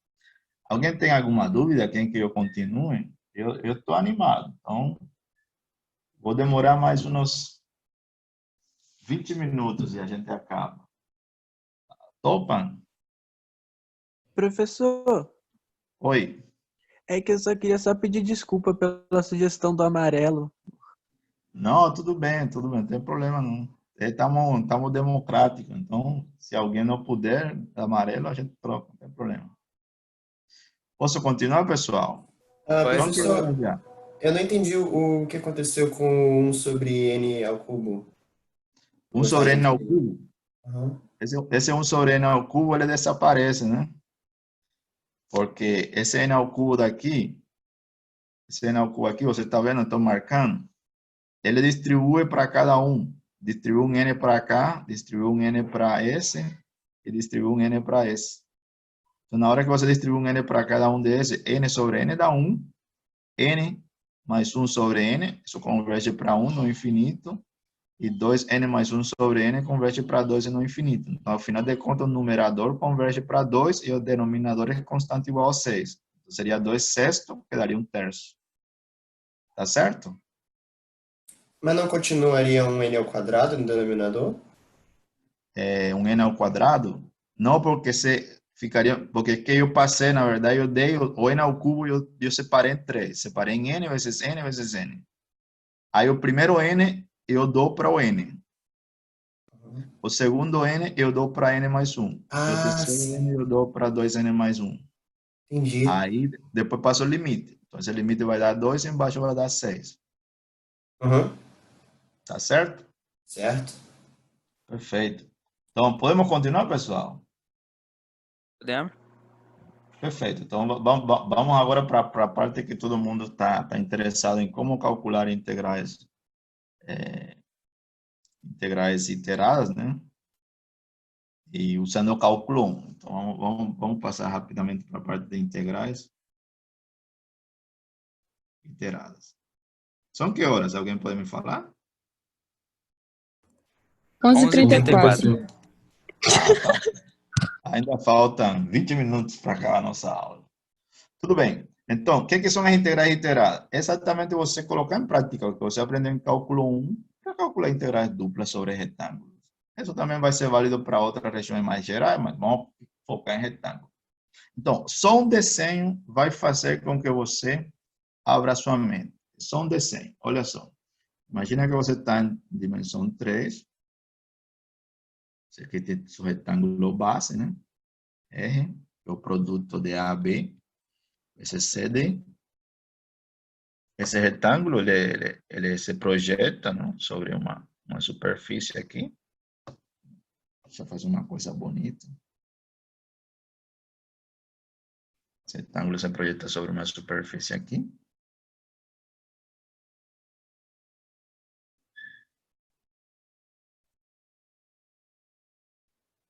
Ok? E nosso objetivo, lembrem, é calcular o volume dessa região S, que é a região que está embaixo dessa superfície Z igual a f de xy. Assim foi que nasceu o cálculo do volume. Sendo que eu vou tentar fazer esse cálculo do volume de uma forma um pouco mais esperta. Vou fazer o seguinte, eu vou fixar esse daqui seria B, esse daqui é o ponto A, e eu vou fixar qualquer X. Fixemos X que está no intervalo AB. Ok? Quando eu fiz esse X que está no intervalo AB, o que eu vou fazer com esse X? Eu vou colocar, vou definir o plano, vamos colocar o plano, vou definir o plano, seja P de X, o plano, que passa por X,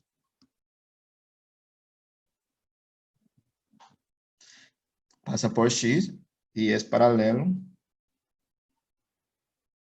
ao plano YZ. Ou seja, aqui tem o Y, aqui tem o Z, e por aqui você tem um plano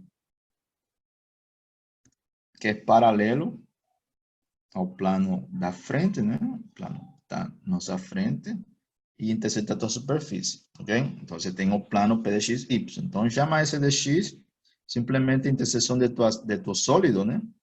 Com tu plano P de X. Então, você tem um plano daqui, esse plano, quando interseta a tua superfície, ele interseta mais ou menos dessa forma, deixando aqui um rastro. E vou apagar essa parte daqui do plano, fica mais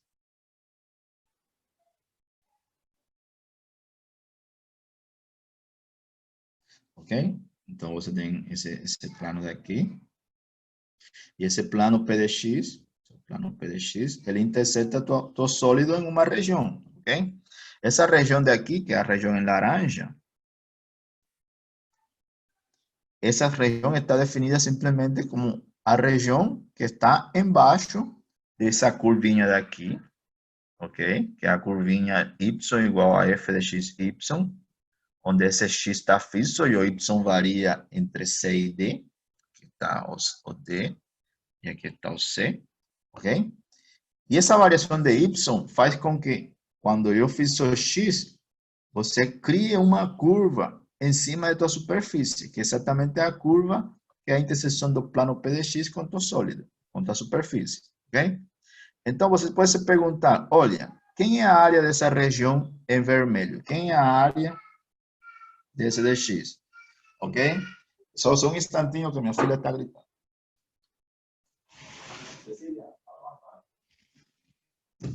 Ok? Então, essa daqui seria a área da região SX. Quem é a área da região SDX? Olha, para calcular a área dessa região SDX, o que você precisa? A gente aprendeu em cálculo 1 que se você tem uma função e você tem um intervalo, então a integral definida dessa função sobre aquele intervalo te dá a área embaixo da curva, ok? Então, quem é o intervalo de integração? O intervalo de integração intervalo de integração é a variável independente. Nesse caso, como eu estou fixando x, a minha variável independente é o y. Então, seria integral de C até D, que é a variação do y, da função que me gera a altura máxima que eu tenho quando eu vario y. Nesse caso, essa altura máxima é exatamente f de x, y. Ok? Integrando em dy. Lembrem que esse x está fixo. É como se eu não enxergasse o x. Para mim, o x é uma constante e a função f de x, y, ela vai me gerar essa curvinha daqui em cima. Então, quando eu faço essa integral, então eu tenho a área da região SX. Tudo bem, pessoal? Tudo bem, pessoal? Tranquilo. Sim. Bem, Sim. Sim. Tudo ok. Ok? Perfeito. Então, como você calcula o volume de um pão de forma? Você poderia pensar o seguinte, olha, eu pego cada fatia dele e eu agrupo e eu somo as fatias. A soma das fatias me dá o volume, a soma do volume da fatia de cada pão de forma é o volume de teu sólido, ok? Sendo que o pão de forma, ele tem um número finito de fatias. Se você agora faz o x variar entre A e B, você tem um número infinito, não enumerável de fatias. Eu gostaria, então, de somar as áreas dessas fatias para ver se eu consigo preencher o volume todo. O que acontece é que somar, quando você tem uma variável que varia de forma infinita, esse processo a gente chama de integral. Integral é exatamente o processo onde você soma infinitas vezes, coisa que não dá para contar. Então, se eu faço agora o x, esse é meu x daqui, variar entre o intervalo A a B, você está fazendo uma varredura de teu sólido por seções transversais, esse x, e em cada seção transversal você sabe calcular a área. Então, se você integra de A até B, você preenche tudo. Então, você ganha o volume de teu sólido. Concordam? Então, o que a gente tem? A gente tem que, se você agora faz a varredura, o volume do teu sólido agora, seria o quê? A integral de A até B, a varredura no x, da área de cada seção SX, dx. Tá certo? Mas quem é a dx? Quem é a área dessa seção transversal? Exatamente igual à integral de A até B, da integral de C até D, de quem? De minha função calculada em x, y, dy, e depois calculada em x. Perfeito? Ou seja, se eu tenho que calcular o volume de um sólido, eu me paro no x, faço planos paralelos ao plano da frente, y, z, calculo a área de cada interseção desse plano com o sólido e faz uma varredura dessas áreas. Então, na hora que você faz essa varredura, significa integrar na variável x, então o resultado final, que seria a soma infinita de todas essas áreas, vai te dar o volume do teu sólido. Então, o volume do sólido pode ser calculado simplesmente como integral de A até B, Depois você integra de C até D e da função f de x, y de x. O que significa isso? Significa que essa integral que está aqui, você vai tratar ela como se esse x fosse uma constante, um número. Não olhe para ele, é um número. 1, 2, 3, 4, 1,5, é um número. Ou seja, ele se comporta como constante com relação a y. O resultado disso daí, que vai ser uma função de x, você integra de A até B. Então, esse processo vai te levar ao quê? Ao volume de teu sólido. Ok? Ficou claro? Ficou. Beleza. Sim. Calma, professor. Oi. Então, na verdade, a parte, então, tipo, relativamente difícil é só a parte do y, né? Porque depois é uma integral mais fácil, né? Quer dizer, a integral de x. Depende da função. Tem Já que funções que você integra primeiro em y, fica mais fácil, tem funções que aconteceu ao contrário. Vai depender de cada função. Mas para te ajudar a responder essa pergunta, você pode pensar no seguinte. Eu não vou fazer o desenho novamente, mas olha nesse desenho daqui. Agora, vou só colocar uma cor diferente, só para que você veja como funciona. Se você olha esse desenho daqui, você poderia se pensar o seguinte, olha, imagina agora, eu fiz um y, deixa eu voltar aqui. Eu estou aqui, isso. Imagina que eu fiz um y, né? Agora eu fiz um y aqui. Esse y está no plano, no eixo y, ok? Eu poderia fazer a mesma coisa, mas sendo que agora eu traço planos que passam pelo y, que são paralelos ao plano x, z. Nessa hora que eu faço essa interseção, isso vai me deixar um rastro aqui. Vai ser mais ou menos essa superfície aqui.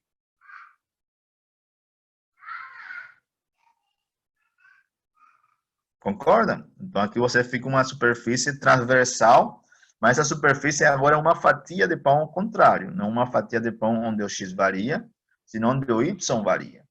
E você poderia fazer exatamente o mesmo argumento. Então, se essa região aqui você chama de SY, então o que a gente tem é que o volume de teu sólido, né? É, na verdade, a integral de C até D, que é a variação em Y, da área de cada SY. De Y. Mas a área de cada SY, analogamente, como a gente fez anteriormente, é exatamente a integral de C até D, de quem? Da integral de A até B, porque agora o Y está variando. Ok? Aí o Y está variando. Então, nesse caso, aqui seria F de X, Y de X, de Y. E esse X, esse Y de agora, ele está fixo. Ele é uma função constante com relação a um papelzinho. Então. Ok. Esse Y ele é fixo. Ou seja, contrário ao que acontecia aqui. Aqui o X era fixo, o Y variava. Aqui você faz o Y fixo, o X varia. Ok? Então, o que essa conta mostra é que isso é independente. Ou seja, você pode calcular simplesmente a integral dupla de R, de F de X, Y, de X, de Y. Você escolhe o melhor jeito para você. O primeiro você integra de A até B. E depois você integra de C até D, de F de X, Y, de Y de X. Ou, primeiro você integra em X e depois você integra em Y. Deu para entender isso daí? Essa fórmula é muito bonitinha, se chama Teorema de Fubini. Diz que se a função é contínua, então a integral dupla você pode calcular do jeito que você quer. Ou primeiro você integra em X, ou depois você integra em Y, ou vice-versa. O resultado vai ser exatamente igual. Ficou claro? Oi. Não, professor. Pode falar. É só a última, rapidão. O que eu quis dizer, na verdade, não é tipo, que Y vai ser mais difícil que X. Perdão. É porque vai ter uma integral que vai ser mais fácil de calcular do que a outra, porque uma vai ser só um númerozinho Quer dizer, enquanto que a outra você vai ter que fazer as contas mesmo de integral. Então, tipo, Não, uma vai ter um em número. ambas você vai ter que fazer as contas. Pode ser que quando você elimina uma variável, a integral que sobra ainda é complicada. Eu acho que você está se referindo a quando você tem regiões um pouco mais complicadas, que são tipo Ah! 1, tipo 2. Que Deixa pra lá, talvez já entendi. você olha de um jeito diferente, a integral fica mais fácil. Mas nesse caso, ambas têm, digamos, o mesmo grau de complexidade. Tá, Depois vai vir regiões mais complicadas, aí você tem que ver em consideração onde eu integro primeiro. A vezes você pode ter uma integral em y, que é difícil, mas se você faz a mudança, a integral de x fica mais fácil e, consequentemente, a integral de y vai ficar mais fácil. Isso vai vir depois. Aqui, em princípio, é quase tudo a mesma coisa. Ficou claro? Entendi, professor. Perfeito. Mais alguma dúvida, pessoal? Professor, se for... Pode falar aí. Pode falar. Professor, então ali, em relação a essa mudança de Fubini, como que altera, tem alguma alteração em si no Z, né, que é o f de xy, quando você quer integrar por x ou então por y antes? Tem alguma alteração na função em si ou não? Não, a função continua igual e o resultado vai dar igual. Essa fórmula é maravilhosa porque ela te permite escolher o jeito que você quiser começar, independente. Você escolhe sempre o caminho mais fácil, claro. Então, você pode ter, por exemplo, uma integral que em x é mais complicada. Você diz, vou integrar primeiro em y. Não? Aí o resultado eu vou integrar em x. E nesse tipo de integral sobre retângulo, provavelmente a complexidade de ambas vai ser a mesma. Quando a região é mais complicada, que não é retângulo, é onde você tem que ter o jogo de cintura para saber qual integral vai ficar mais fácil. Mas aqui, moralmente falando, sempre vai ficar o mesmo grau de complexidade, não vai ser tão complicado assim. Okay? O importante é que isso te permite aqui, não? Você calcular integral dupla sem precisar calcular limite. Isso te permite calcular integral dupla simplesmente você olhando para integrais definidas. Vou fazer um exemplo para que fique mais claro o que eu estou tentando falar com isso. Pode ser? Beleza. Muito bem. Professor, então, pode falar. Professor, eu acho legal porque lembra muito a ideia da derivada parcial, enquanto uma é derivada, a outra é integral, sempre pegando só uma parte no plano e depois é que você vai e mexe com outra coisa. Eu acho muito legal. Que está tudo relacionado, né? A integral tem uma relação muito íntima com derivada. De fato, vai ter o teorema fundamental do cálculo para integrais duplas, que é o famoso teorema de Green. Então, o teorema de Green é a versão bidimensional do teorema fundamental do cálculo que você aprendeu em cálculo 1. Então, aí já vão aparecer derivadas parciais da função e tal. Então, digamos, tem um análogo também, o teorema fundamental do cálculo. Ele vai aparecer quando a gente veja o teorema de Green. Ok? Ok, obrigado. Nada. Então, vamos fazer um exemplo que vocês já viram e ele ficou meio super extenso. Então, vamos fazer um exemplo que a gente já fez, mas ele vai ser trivial agora, não? Então, lembrem, o exemplo, vamos chamar de exemplo 3, mas na verdade é o exemplo 2, que era em calcular a integral dupla sobre R, da função 2 menos x ao quadrado menos y ao quadrado, dx dy. Lembrem, esse dx dy aqui não significa que eu vou integrar primeiro em x e depois em y, significa que é diferencial de área. Se vocês não gostarem disso daqui, podem colocar dA, não tem problema. Esse R é exatamente igual a 0,1 vezes 0,1, ok? Muito bem. Então, como você calcula essa integral? É a coisa mais fácil do mundo. Simplesmente você vai fazer o quê? Deixa eu tirar esse daqui. Ixi, pronto. O que aconteceu aí? Acho que A tela A tela saiu. sumiu. a tela saiu. Voltou já. Voltou. Perfeito. Tá, então, aqui você tem... Como você resolve isso? Bom, a gente viu que o teorema de Fubini te diz o quê? Olha, simplesmente esquece de uma das variáveis e só olha a integral na outra variável. Então, essa integral dupla você pode ver simplesmente como 2 menos x ao quadrado de x de... Vamos colocar dA, simplesmente para a gente não saber ainda qual é a ordem certa. Então, primeiro eu vou fazer a integral de 0 a 1. A integral de 0 a 1 de 2 menos x ao quadrado menos y ao quadrado. Eu vou integrar dx e depois eu vou fazer a integral em y. Ah, professor, pode fazer ao contrário? Posso. Em algum momento eu vou ter que começar. Então, vamos primeiro integrar em x. Então, quando você faz a integral em x, essa integral fica a integral de 0 a 1 de 2 menos y ao quadrado com relação a x é constante, concorda?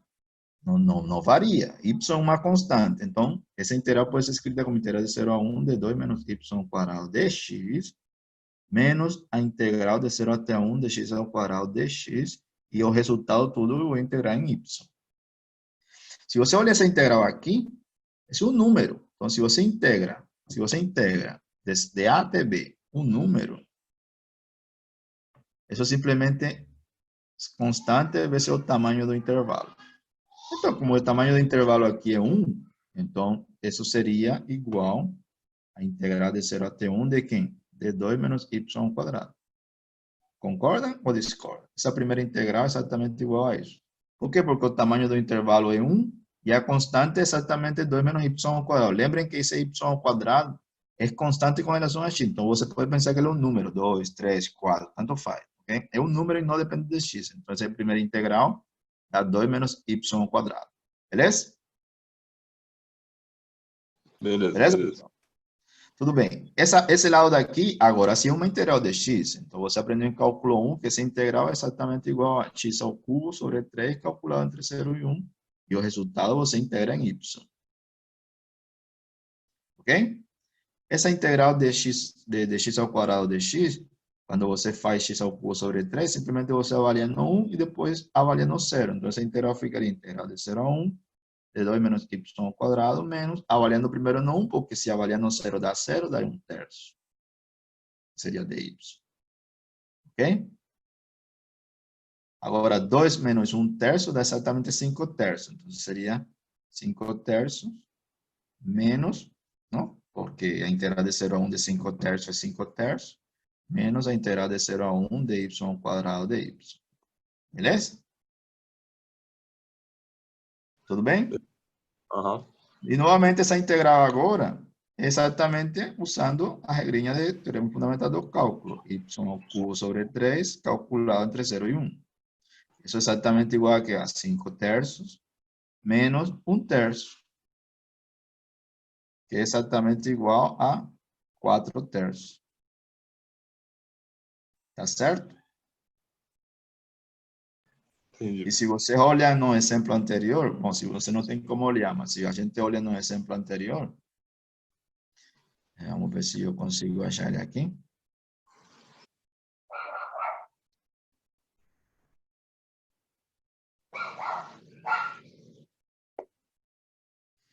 Se você olha no exemplo anterior, estou nem achando mais, cadê?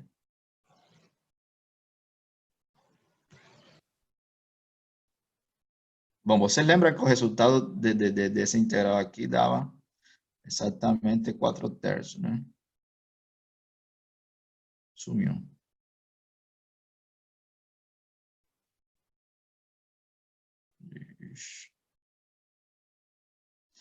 Bom, o resultado daquela integral que a gente tinha feito, não? Dava exatamente 1/3. 4/3.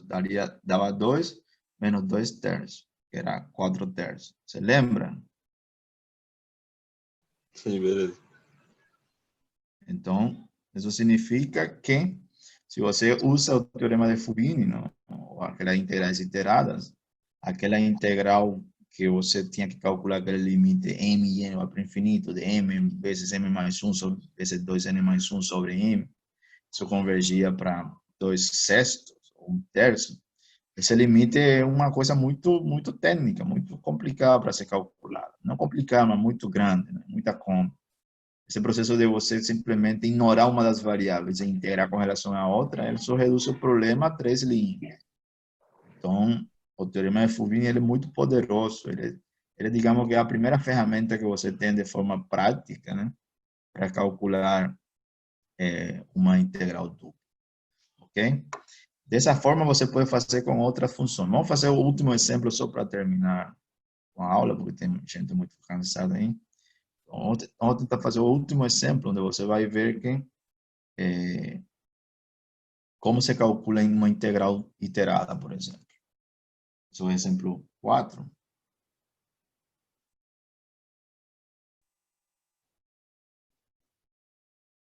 Vou fazer um exemplo 4, que seria...